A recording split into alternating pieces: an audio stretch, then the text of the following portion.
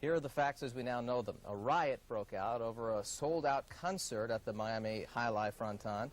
One officer was injured when one of the youths involved in the fight tried to run him over with a truck. Other officers reportedly shot at the vehicle, and one or more of the persons standing in the area may have been shot. In any event, several persons have been rushed to Jackson Memorial Hospital. Hundreds of concert fans were involved. Officers first on the scene put in an urgent call for help. Boxes of records and file cabinets filled with financial data are being carted out of Miami Jai Alai at this hour by Metro Police in coordination with the Florida Department of Law Enforcement and the State Attorney's Office. Armed with a search warrant, homicide detectives are looking for clues in connection with the death of former World Jai Alai president John Callahan. Callahan's body was found stuffed in the trunk of his rented car August 3rd at Miami International Airport. Through a spokesman, Jai Alai executives said they had no part in the murder and condemned tonight's search. What's going on inside is a wild goose chase.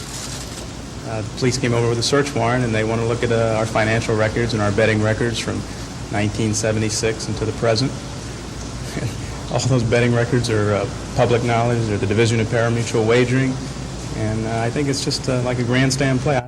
According to Fleischman, police confiscated millions of pari-mutuel tickets dating back to 1976 when Callahan was president. Police even searched the briefcases of executives as they left the facility. What would you be looking for in the briefcases? Anything that, any file or anything that has anything to do with the case that was being transported out.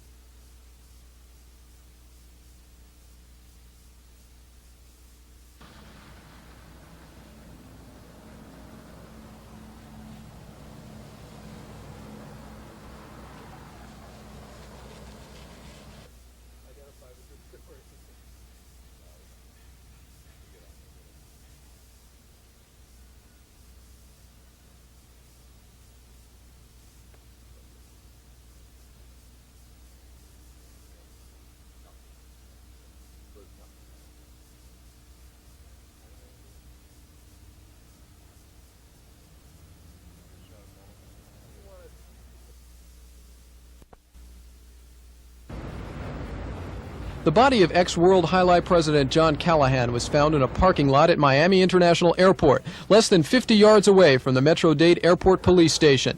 His badly decomposed body was found stuffed inside the trunk of his car. He was shot 5 times in the head and body. Police say Callahan had been dead for at least 3 days, and his death appears to be at the hands of a professional killer. I would describe it as very professional. All evidence had been removed from the vehicle, and except for the tag, there would have been no way to have traced anything in the vehicle to ascertain the victim's identity. Callahan headed World Jai Alai, which owns the Miami fronton, for 1.5 years, ending in March 1976. He was forced to resign because of allegations he had links to organized crime figures in the Boston area. His relationship to Roger Wheeler, who headed World Jai Alai after Callahan left and was gunned down in May 1981 by unknown assailants in Tulsa, Oklahoma, has been investigated by the FBI and various local police departments. 2 Metro-Dade homicide detectives are in Boston questioning Callahan's business associates. Callahan was reportedly going to testify next week before a federal grand jury in Tulsa looking into the Wheeler killing. Miami Jai Alai officials were quick to separate themselves and the fronton from the killing. In 1976, he had severed his business relations with the company, and we've had no contact with him in 6 years. One of several things that have so far confused investigators about the Callahan killing is the World Jai Alai connection. Now, police investigators say they don't have any direct evidence linking the 2 killings to the sport, but with both men involved in the corporation, although at different times, investigators are now exploring any possible link between the 2 killings and World Jai Alai. Mark Trank, Channel 4 News. World Jai Alai has long been suspected of being tainted with the money of organized crime. It was a surprise to many when Roger Wheeler bought it. Wheeler had no criminal history and was also at the time the head of the powerful Telex Corporation. John Callahan had run World Jai Alai before that. but reportedly stepped down because of his reputed organized crime associations. The FBI now has an active investigation into what appears to be either a struggle for control over or just control over information about World Jai Alai. But the investigation keeps getting stalled because key people keep turning up dead. Jane Wallace, CBS News, Miami.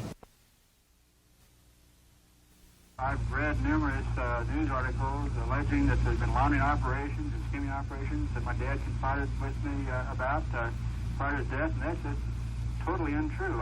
He never mentioned anything at all about those to me. Now, I take it you've had close consultations with your father. That's correct. My dad and I were quite close. We would discuss Jai Alai almost every day. Well, how did these sources come about with these statements?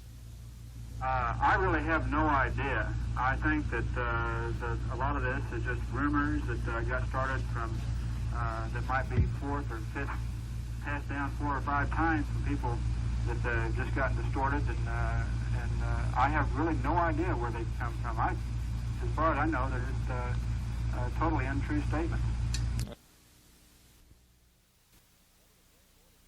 Governor Grham ordered the statewide probe last week at the request of the State Division of Parimutuel Betting, but it was kept quiet until Monday night when the governor announced that Dade County State Attorney would coordinate the efforts of state attorneys in Broward and Palm Beach counties, along with various Florida law enforcement agencies. Although the statewide investigation will involve probes of all 10 Florida Jai Alai frontons, it will concentrate on the 6 offering so-called exotic betting, or trifectas. That form of betting has been the target of an ongoing probe of Jai Alai by Connecticut officials. At least 9 indictments have been handed down in that state for alleged wrongdoing at the Milford Fronton, owned by the Saturday Corporation, which also owns Dania Jai Alai. All of the men indicted are Florida residents. Florida officials today also took action against the 9 suspects. I have entered 9 separate orders today, which will in effect remove any of the individuals from any parimutuel facilities in Florida. Rutledge says the Florida Jai Alai investigation will probably run into 1980. He would not speculate on the effect of the probe, but one thing he hopes will come out of it is a strengthening of the investigative arm of his division, so in the future offenses can be detected before they become widespread. Bob Lawrence, Channel 4 News. Governor Grham announced the probe late this afternoon. Grham said the decision to order the statewide effort resulted from the need to coordinate separate investigations underway both in Florida and in other states. A long-standing investigation of a Connecticut Jai Alai operation has resulted in a number of criminal indictments. Several Floridians have been involved in that probe. In making his statement, Governor Grham said the state is committed to regulating the game of Jai Alai in the public interest, but the governor would not elaborate on the reasons for the probe at this time. Palm Beach State Attorney David Bloodworth, Broward State Attorney Mike Satz, the Division of Parimutuel Wagering, and other law enforcement agencies will be involved. The probe will be coordinated by Dade State Attorney Janet Reno. The governor asked me, as chairman of his council for the prosecution of organized crime, to coordinate the investigation statewide. The council was designed and set up to do just this, to make sure that all agencies and all prosecutors were able to work together, exchange information, and make sure that we didn't miss anything just because it happened to cross circuit lines.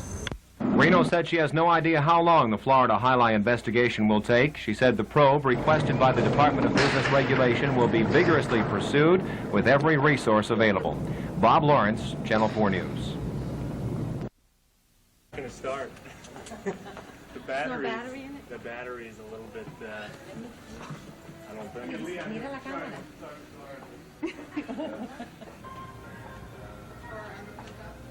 Yeah.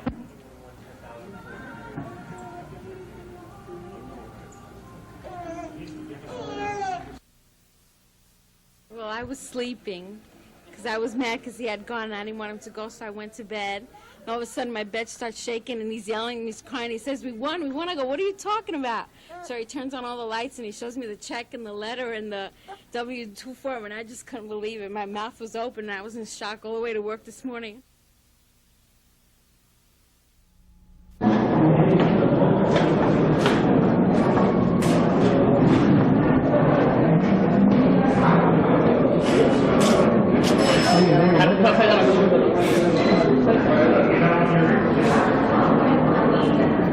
I think this is just another attempt by management to frustrate the players and to prolong any time period before they're allowed to vote on a union.